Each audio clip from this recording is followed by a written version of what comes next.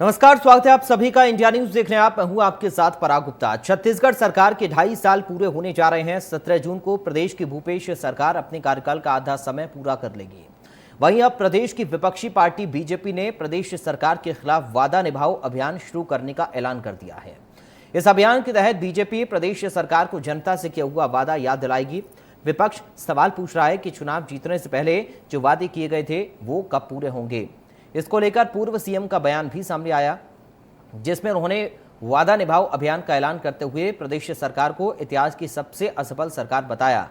उन्होंने साथ ही प्रदेश में 2.5 साल पूरे होने के साथ ही प्रदेश सरकार पर अपने किए गए सभी वादे भूल चुके ऐसा आरोप लगाया। उन्होंने कहा, प्रदेश में ना तो नई सड़कें बनाई गई हैं, न ही नए अस्पताल और न ही छत्तीसगढ़ में विकास हुआ है।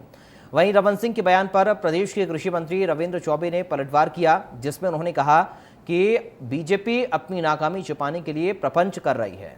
उन्होंने और क्या कुछ कहा, सुनाते हैं आपको।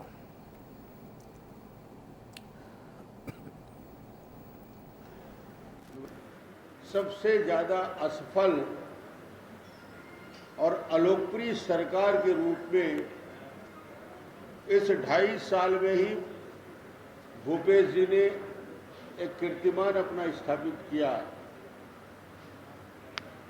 नारा दिया था कांग्रेस ने, वक्त है बदलाव का। 2.5 साल में ही जनता कहने लगी है अब ये वक्त है पछतावे का। और ये पछतावा ऐसी सरकार जिसके पास नीतियां हैं तो कमीशन खोरी के लिए, जिसके पास योजनाएं हैं तो सिर्फ भ्रष्टाचार के लिए। मुझे लगता है कि अपनी असफलताओं को छुपाने के लिए इस तरीके से अब वो प्रपंच करने की उनकी कोशिश है। जहाँ भी वो प्रेस कॉन्फ्रेंस करेंगे तो मैं ऐसा समझता हूँ कि हमारे पत्रकार मित्र भी विद्वान हैं, उनसे प्रश्न करेंगे। अभी 1 सप्ताह वो गाँव में जाकर के सरकार की असफलताओं का ढिंढोरा पीटेंगे, ऐसा वो भाजपा का कार्यक्रम है। लेकिन जब जनता पूछेगी कि आपने डॉक्टर रमन सिंह जी के कार्यकाल में किसानों से लगातार झूठ क्यों बोला था, आपने 270 रुपया देने का वायदा किया था, आपने 300 रुपया बोनस का वायदा किया था, आपने 2100 रुपया सपोर्ट प्राइस देने का वायदा किया था, तो जनता को आपने धोखा क्यों दिया? तो इसका उत्तर डॉक्टर रमन सिंह जी के पास नहीं। तो आपने सुना, सत्ता पक्ष को भी और विपक्ष को भी। दरअसल छत्तीसगढ़ सरकार के 2.5 साल पूरे हुए हैं और ऐसे में अब विपक्ष सरकार पर हल्ला बोल रहा है और ये कहा जा रहा है कि जो वादे किए गए थे वो पूरे नहीं किए गए हैं, इसलिए वादा निभाओ अभियान बीजेपी चला रही है और प्रदेश सरकार को अपना वादा याद दिला रही है कि आखिर क्या कुछ वादे चुनाव से पहले छत्तीसगढ़ के विकास के लिए, छत्तीसगढ़ की जनता के लिए, छत्तीसगढ़ के उत्थान के लिए किए गए थे। तो विपक्ष पूरी तरह से हल्ला बोल है, सरकार को निशाने पर ले रहा है, लेकिन जवाब सरकार की ओर से भी दिया जा रहा है। अब बीजेपी वादा निभाओ अभियान चलाएगी और सरकार को याद दिलाएगी कि क्या वादे किए गए थे और जो पूरे नहीं हुए हैं। छत्तीसगढ़ में 2.5 साल कांग्रेस की सरकार को हो गए हैं और ऐसे में विपक्ष का यानी बीजेपी का ये आरोप है कि अपने वादों से ये सरकार मुकर गई, वादों को पूरा नहीं किया, ना नए अस्पताल बनाए गए, नई व्यवस्थाओं को जो छत्तीसगढ़ को देना चाहिए था वो व्यवस्थाएं सरकार की ओर से नहीं बनाई गई हैं। तो कई मोर्चों पर बीजेपी अब सरकार को घेरने का प्लान बना रही है और अपने अभियान के जरिए सरकार पर निशाना साधने में जुट गई है।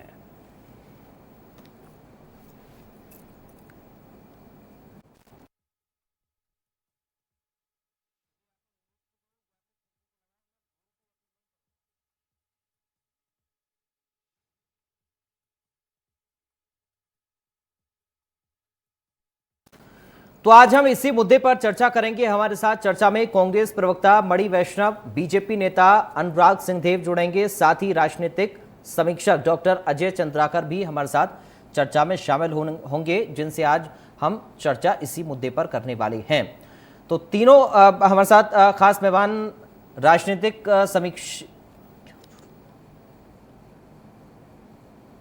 तो अब से कुछ ही देर में हमारे साथ खास मेहमान जुड़ जाएंगे जिनसे हम चर्चा सीधे करेंगे और जानने की कोशिश सत्ता पक्ष से भी होगी कि आखिर 2.5 साल में क्या कुछ छत्तीसगढ़ के विकास के लिए, उत्थान के लिए किया गया और क्या कुछ आरोप विपक्ष लगा रहा है और उन आरोपों में कितना दम है। जो वादा निभाओ अभियान बीजेपी का यानी कि छत्तीसगढ़ में विपक्ष का है, आखिर वो अभियान कितना सफल हो पाएगा, किस आधार पर यह अभियान बीजेपी यानी कि विपक्ष चला रहा है, आज ये जानने की कोशिश हम करेंगे। सबसे पहले मणि वैष्णव जी, आप ही से मैं शुरुआत कर रहा हूं। सर, आप दोनों का स्वागत है मेरे साथ चर्चा में शामिल होने के लिए। मणि वैष्णव जी, कांग्रेस पार्टी की 2.5 साल पूरे छत्तीसगढ़ में हो गए हैं, लेकिन बीजेपी अब यह अभियान चलाएगी वादा निभाओ। आखिर क्यों इस अभियान की जरूरत बीजेपी को पड़ी है? क्या 2.5 साल में कोई काम आपकी सरकार ने नहीं किया है? जरूरत क्यों पड़ी इसका तो मैं विस्तार से वर्णन करूंगा। सबसे पहले मैं बता दूं कि भारतीय जनता पार्टी, डॉक्टर रमन सिंह और नरेंद्र मोदी जी, इन्होंने झूठ को पाप समझना बंद कर दिया है। अब झूठ इनकी आवश्यक वस्तु बन चुकी है, इनकी सबसे बड़ी आवश्यकता बन चुकी है, क्योंकि झूठ के बिना ये जिंदा नहीं रह सकते, न इनकी पार्टी चल सकती है। और जहां तक ये बात है प्रेस कॉन्फ्रेंस की, इन्होंने कल जो कांग्रेस द्वारा जगह जगह पर महंगाई के विरुद्ध जो प्रदर्शन किया गया, जो कि एक वास्तविक मुद्दा था, जनता से जुड़ा मुद्दा था, और भारतीय जनता पार्टी केंद्र में जो बैठी है ये लगातार विफल है, महंगाई के कारण लोग परेशान हैं, उसके कारण कांग्रेस ने विरोध प्रदर्शन किया था।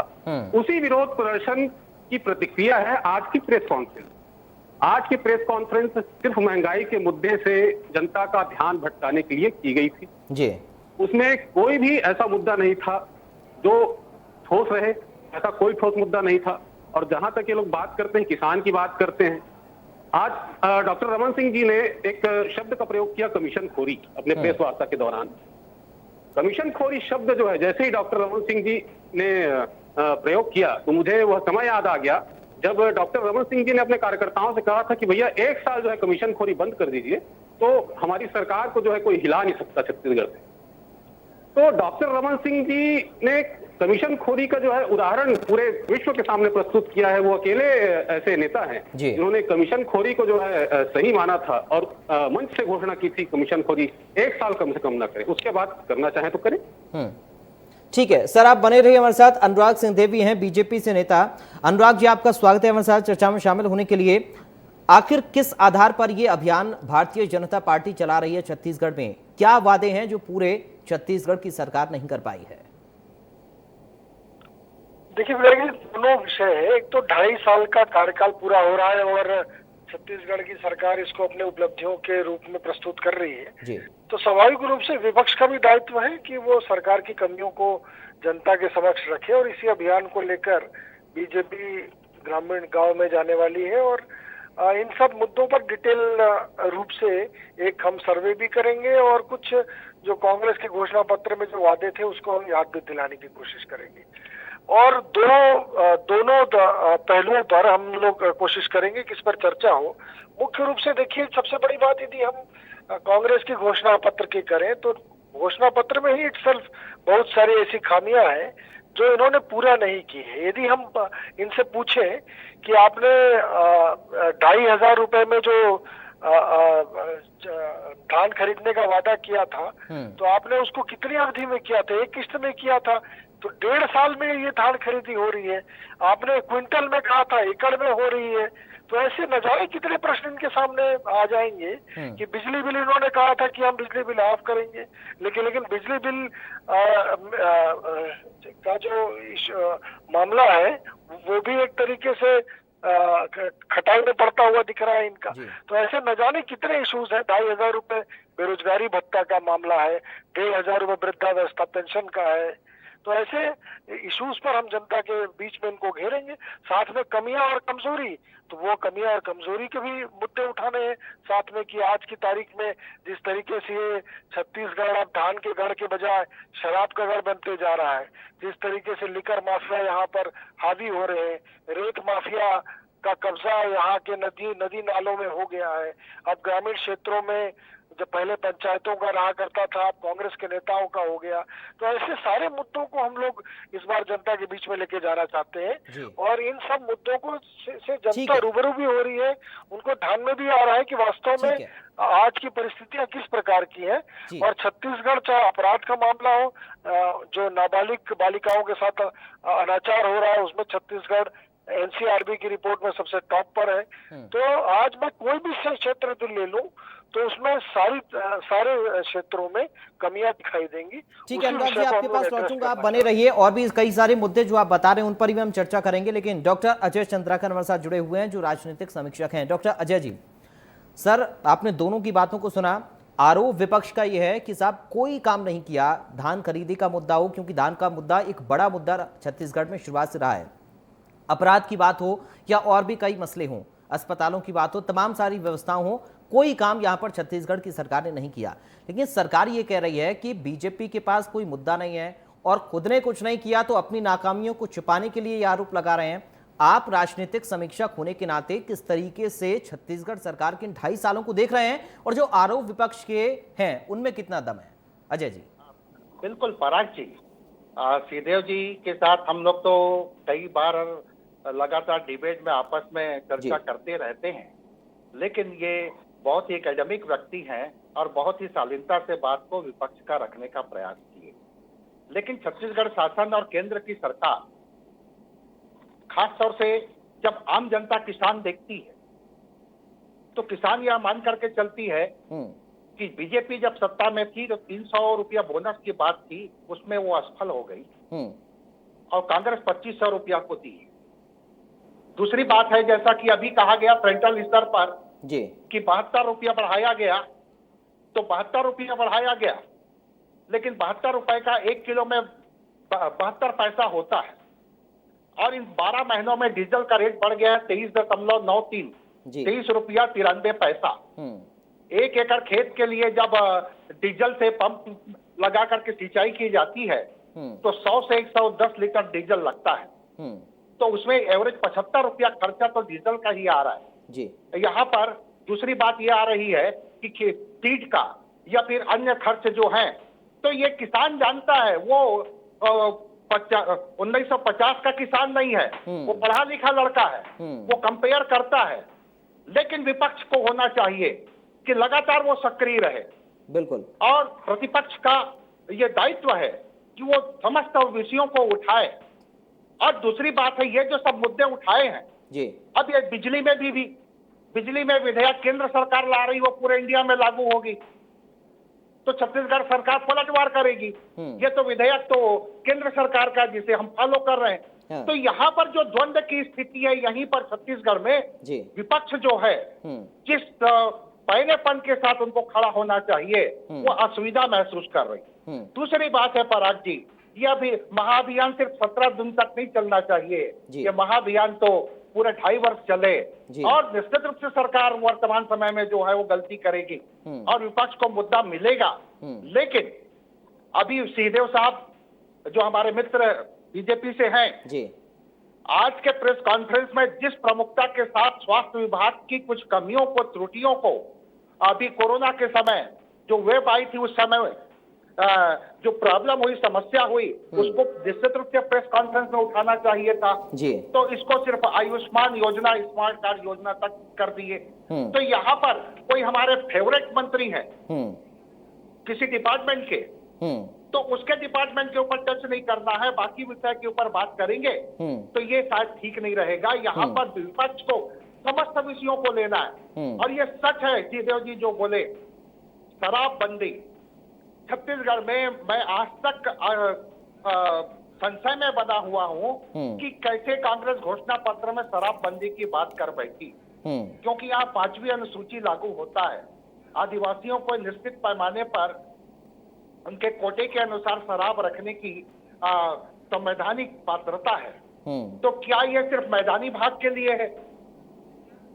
और यहाँ मुख्यमंत्री जी कहते हैं कि हम एक कमेटी बना दी है, साइकोलॉजिकल रूप से अध्ययन करेंगे, सामाजिक रूप से अध्ययन करेंगे। तो कमेटी तो एक लिंगारान करने का तरीका, साफ साफ निर्णय अब होना चाहिए। 2.5 वर्ष हो गया कि शराब के ऊपर आप सिर्फ राजस्व चाहते हैं, या फिर शराब को ये चाहते हैं कि ये सरकार कंटिन्यू जारी रखे। तो बीजेपी को चाहिए, प्रतिपक्ष को चाहिए कि वो लगातार सक्रिय रहे और मंडल स्तर ही नहीं, मंडल स्तर से ग्राम पंचायत लेवल पर बीजेपी पहुंचे। ठीक है अजय जी, आपने जी अजय जी आपने बड़ी महत्वपूर्ण बात शुरुआत में कही कि ये जो द्वंद्व की स्थिति रहती है, केवल इसी वजह से आम जनता छूट जाती है, विकास से दूर हो जाती है, विकास नहीं पहुंच पाता है। मणि जी, क्या इस बात में सच्चाई है? केंद्र सरकार, राज्य सरकार के बीच एक ऐसा समन्वय स्थापित होना चाहिए कि जनता को लाभ मिले, केंद्र की योजनाओं का भी, राज्य की योजनाओं का भी। सहमत हूँ, समन्वय बिल्कुल बरकरार रहना चाहिए ताकि जनता को इससे फायदा मिल सके। भारतीय जनता पार्टी छत्तीसगढ़ में जो कर रही है, इनके पास कोई ठोस मुद्दा नहीं। अगर विपक्ष की भूमिका में अगर वो हैं तो ठोस मुद्दे लेकर आए ताकि जो सरकार है उसे भी ध्यान रहे कि क्या करना है क्या नहीं करना है। लेकिन इनके पास वास्तव में कोई ठोस मुद्दा नहीं।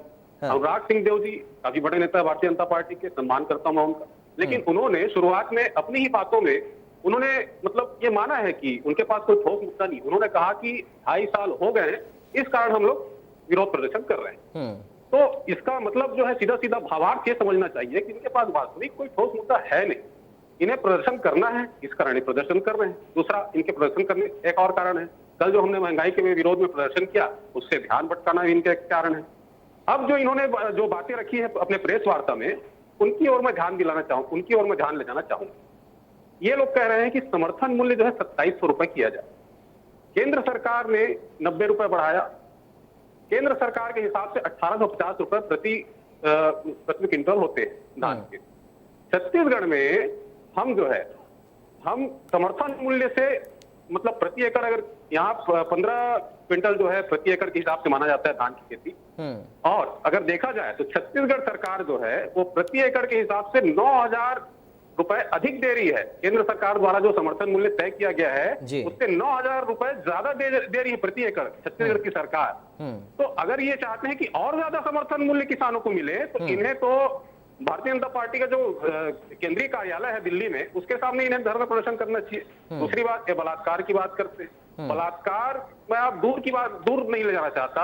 डॉक्टर रमन सिंह जो पूर्व मुख्यमंत्री हैं, उनके जो ओएसडी है ओपी गुप्ता जी, वो 4 साल तक लगातार एक मासूम बालिका, एक नाबालिग बालिका का बलात्कार करते रहे।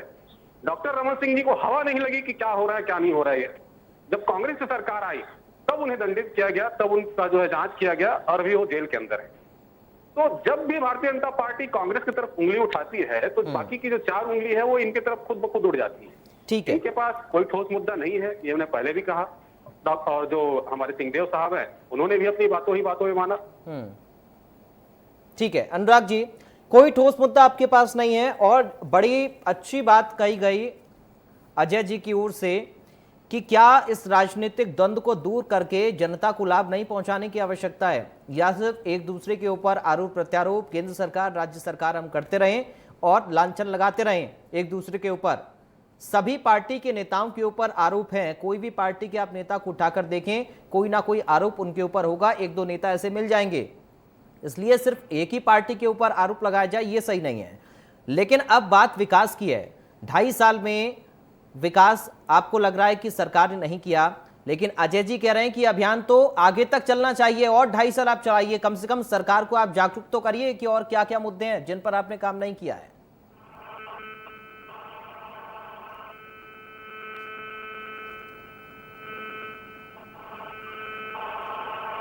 अनुराग जी आपकी आवाज नहीं आ रही है। अनुराग जी आपकी आवाज नहीं आ रही है, अगर ऑडियो म्यूट हो तो उसे ऑन कर लें सर।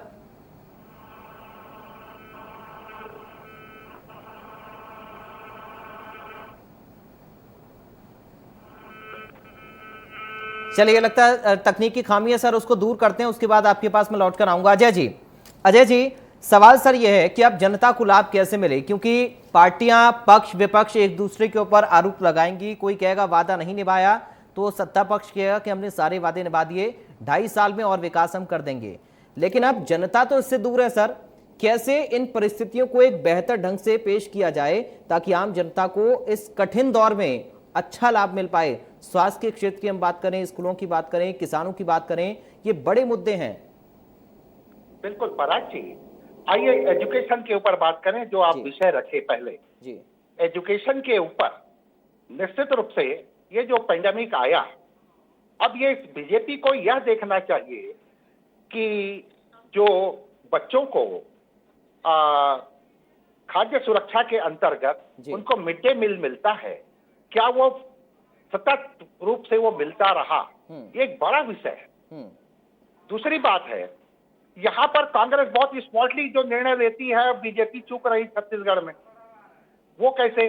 कांग्रेस की सरकार ये बोले कि हम मक्का के ऊपर या फिर लगभग बहुत सारे फसलों के ऊपर उसको हम एमएसपी से ज्यादा और उसमें राजीव गांधी न्याय योजना के तहत राशि देंगे। अब यहीं पर केंद्र सरकार जो मिस्टेक कर बैठी अभी दलहन के ऊपर, तिलहन के ऊपर नवंबर तक आयात कर रही है, नवंबर तक आयात कर रही है। अभी जो कीमत बढ़ गई है इसलिए, और नवंबर तक किसानों का फसल आ जाएगा और फसल आने के बाद रेट गिर जाएगी। तो किसान आपस में चर्चा कर रहे हैं। रही सवाल स्वास्थ्य के ऊपर, तो स्वास्थ्य के ऊपर ऐसा कोई स्टेट नहीं, ऐसा कोई गांव नहीं बिल्कुल जहां पर विपक्ष पहुंचे, चाहे प्रदेश की बात हो या फिर देश की बात हो, उनको निश्चित रूप से मुद्दा मिलेगा। और यहाँ पर मूल बात यह आती है पराग जी कि विपक्ष जनता का आईना होता है। बिल्कुल, ये नहीं कि वीकली सक्रिय हुए उसके बाद बैठ गए, ऐसा नहीं, सतत निरंतर उसको बिल्कुल आवाज उठाते रहिए। और क्योंकि सरकार को ये बताना भी है कि आपने कौन सा वादा आपका छूट गया, आप कौन सा वादा भूल गए हैं। समय कम है, इसलिए अनुराग जी एक फाइनल कमेंट आपसे चाहूंगा। आपको आवाज मिल रही है मेरी? जी मिल रही है जी अनुराग जी, बहुत जल्दी से फाइनल कमेंट आपका सर, बहुत जल्दी प्लीज। मुझे सिर्फ इतना कहना है कि सरकार की असफलताएं स्पष्ट रूप से जनता के सामने है, उसको मुखरता के साथ बीजेपी उठा रही है। मैं सिर्फ एक एग्जांपल देना चाहता हूं, केंद्र सरकार वैक्सीन दे रही है, फ्री दे रही है, सभी वर्गों के लिए दे रही है, और छत्तीसगढ़ की सरकार वैक्सीन बर्बाद करने में दूसरे नंबर में है। 30% वैक्सीन यहाँ बर्बाद हो गई। इनका वैक्सीन को लेकर कंफ्यूजन क्रिएट करना, तो ऐसे सारे मुद्दे हैं जिसमें आप जो बोल रहे थे कि समन्वय नहीं स्थापित हो रहा है, तो इस प्रकार से समन्वय किस प्रकार से स्थापित हो सकता है, पराग जी आप ये विचार करिए। ठीक है सर, समय ठीक है सर, समय की कमी है इसलिए आप तीनों से अब मैं इजाजत चाहूंगा सर। बहुत शुक्रिया अनुराग जी आपका, बहुत शुक्रिया मणि वैष्णव जी आपका, बहुत शुक्रिया अजय चंद्राकर जी आपका। आपने तमाम पहलुओं पर विस्तार से अपनी बात को रखा और बताया कि आखिर क्या कुछ राजनीतिक हालात प्रदेश के बने हैं, विपक्ष को किस तरीके से आवाज उठानी चाहिए, सत्ता पक्ष को किस तरीके से काम करना चाहिए। फिलहाल के लिए मुझे दीजिए इजाजत, आप देखते रहिए इंडिया न्यूज।